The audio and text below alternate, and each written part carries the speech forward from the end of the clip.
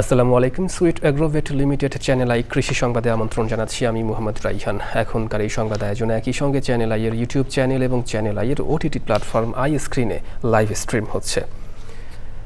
বাজারে সবজির দাম আবারও বেড়েছে। বেশিরভাগ সবজি 100 টাকা কেজি। বেড়েছে পেঁয়াজ ও মুরগির ডিমের দাম। গত কিছুদিন ধরে চলতে থাকা সয়াবিন তেলের সংকট এখনও কাটেনি, তবে চালের দাম স্থিতিশীল রয়েছে। ফরাক আজিমের রিপোর্ট। বাজারে বেশ কিছু সবজির কেজি 100 টাকার উপরে, গড় দাম 100 টাকার আশপাশে। বিক্রেতারা বলছেন সরবরাহ কিছুটা কমে যাওয়ায় সবজির দাম বেড়েছে। কাকুল 120 টাকা, পটল 80 টাকা, ভেন্ডি 80 টাকা, লাউ একটা 80 টাকা, বেগুন 100 থেকে 120 টাকা, করলা 100 টাকা কেজি। মানে এবারে 100 টাকার নিচে কিছু মাল নাই। পেঁয়াজের দাম বেড়ে হয়েছে 45 থেকে 50 টাকা। আদা সহ আরও কিছু পণ্যের দামও বাড়তির দিকে। আমদানি তো আগে থেকে করাই, এগুলো এমন না যে এগুলার দাম ওইখান থেকে বাইরে আসছে, শর্ট দেখাইছে, শর্টেজ হয়েছে, দাম বাইরে যাবে। এটা স্থিতিশীল রাখতে পারে ব্যবসায়ীরা। গভর্নমেন্ট যদি চায় আপনার এলসি আর যে ইম্পোর্টার তারে ধরলেই মানে একেবারে সহজ। এক মাসে ডিমের দাম প্রতি ডজনে বেড়েছে 30 টাকা, এখন 150 টাকা ডজন। বাজারে সয়াবিন তেলের সরবরাহ খুবই কম। বিষয়টিকে উদ্দেশ্যমূলক বলছেন দোকানিরা। যুদ্ধ লাগার পরে তেল আসতেছে না, তেল নাই, হাহাকার। তারপরে কিছুদিন এভাবে গেল, যাওয়ার পরে বলতেছে দাম বাড়াইবো। ঠিক আছে, দাম বাড়লো। দাম বাড়ার পরেও এখন তেল নাই। হ্যাঁ, কোনো কোম্পানি তেল দিচ্ছে না, খালি ফ্রেশ কোম্পানি একটু তেল দিচ্ছে। তারপরে আবার তেল দিল, তেলের লগে কয় কি লবণ নিতে হইব, চিনি নিতে হইব, তেল নিতে হবে, তাহলে খালি তেল দেওয়া যাবে না। কিছু তেল দেয় অল্প অল্প, 1 কার্টন 2 কার্টন আনি, তাও বেশি মূল্য দিয়ে আনতে হচ্ছে, কিন্তু গ্রাহককে তো আমরা গায়ের মূল্য থেকে বেশি নিতে পারতেছি না। ব্রয়লার মুরগির দাম স্থিতিশীল থাকলেও সোনালী মুরগির দাম এখনও কমেনি। বিক্রি হচ্ছে 380 টাকা কেজি দামে। এখন মধ্যবিত্তরা কিভাবে বাজার করব? আমি তো একটা ছোট ব্যবসা খাটাই, ওইটার মধ্যে আমি নিজে ব্যবসা করতে পারতেছি না। বাজারে গরুর মাংসের কেজি 800 টাকা, তবে সব ধরনের চালের দাম স্থিতিশীল রয়েছে। ফরাক আজিম, চ্যানেল আই, ঢাকা। চাঁদপুরের হাইমচর উপজেলায় নতুন করে কালোজিরা চাষে ঝুঁকছেন চরাঞ্চলের কৃষক। কম সময়, স্বল্প খরচ এবং বাজারে আকর্ষণীয় দাম পাওয়ায় স্থানীয়দের কাছে অর্থকরী ফসল হিসেবে পরিচিতি পাচ্ছে কালোজিরা।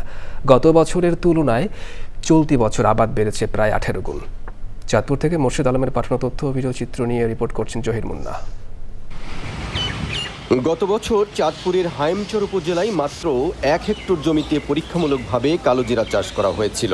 ফলন আশাব্যঞ্জক হওয়ায় এবং চরাঞ্চলের বেলে দোআঁশ মাটি কালোজিরা চাষের উপযোগী হওয়ায় এবছর চাষাবাদের পরিমাণ বেড়ে দাঁড়িয়েছে 18 হেক্টরে। বিস্তীর্ণ এই চরের জমিতে একসময় বছরে মাত্র একবার ধানের আবাদ হতো, বাকি সময় জমি পতিত পড়ে থাকত। এখন ধান কাটার পর চাষ হচ্ছে কালোজিরা, যা থেকে ভালো লাভের আশা করছেন কৃষক। কালোজিরা 27 করাত করছি, আল্লাহ দিলে ভালোই হয়েছে। কালোজিরা ফলন আল্লাহ রাখলে ভালো হয়েছে। আল্লাহ দেয় করাতে 25 কেজি 12,000 টাকা, 10,000 টাকা। চরাঞ্চলে কালোজিরা চাষ সম্প্রসারণে বীজ ও কারিগরি সহায়তা দিচ্ছে উপজেলা কৃষি বিভাগ। 1 মন কালোজিরা 12,000 টাকা বিক্রি করেছে। আমরা তাদেরকে পরামর্শ দিয়েছি, কালোজিরা তো নষ্ট হয় না, আপনারা এগুলি আবাদ করে সংগ্রহ করে আপনারা রাখেন, এটা যে কোনো সময় বাজার মূল্য ভালো। পাশাপাশি যে পরামর্শটা দিয়েছি, কালোজিরা ফুলের মধুটা খুব উৎকৃষ্ট মানের মধু, এটা মেডিসিনাল ভ্যালু অনেক হাই। আপনারা ভবিষ্যতে যদি আবাদ এরিয়া আরো বাড়ানো যায়, তাহলে আপনারা এখানে মৌমাছি চাষ করে মৌমাছির মাধ্যমে মধু হারভেস্ট করতে পারবেন, এতে করে আপনার ডাবল লাভ হবে। দরকারি সহায়তা ও সঠিক বিপণন ব্যবস্থা নিশ্চিত করা গেলে চরাঞ্চলে কালোজিরা চাষ আরও বাড়বে বলে আশা করছে এলাকাবাসী। Zahir Munna, channel I. কৃষি সমৃদ্ধি প্রতিপাদ্যকে সামনে রেখে নিরাপদ খাদ্য উৎপাদনশীলতা বৃদ্ধি, নতুন জাতের সম্প্রসারণের লক্ষ্যে জয়পুরহাটের কৃষকদের পার্টনার কংগ্রেস হয়েছে।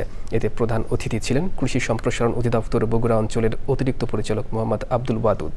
উপস্থিত ছিলেন উপজেলার বিভিন্ন ইউনিয়নের কৃষক, জনপ্রতিনিধি ও বিভিন্ন দফতরের কর্মকর্তারা।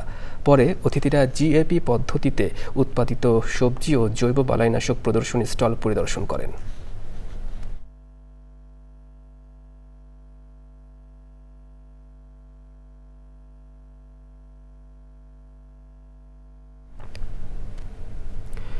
বাংলাদেশ পরমাণু কৃষি গবেষণা ইনস্টিটিউট ও কৃষি সম্প্রসারণ অধিদপ্তরের উদ্যোগে কৃষক প্রশিক্ষণ কর্মশালা ও মাঠ দিবস হয়েছে। প্রধান অতিথি ছিলেন স্থানীয় সংসদ সদস্য আবু ওয়াহাব আকন্দ ওয়াহিদ। বিনা উদ্ভাবিত উচ্চ ফলনশীল ধানের জাত পরিচিত, উৎপাদন কলাকৌশল ও শস্য বিন্যাসে অন্তর্ভুক্তকরণ বিষয়ক ও বিনা ধান 25-এর প্রচার ও সম্প্রসারণের লক্ষ্যে মাঠ দিবস হয়েছে।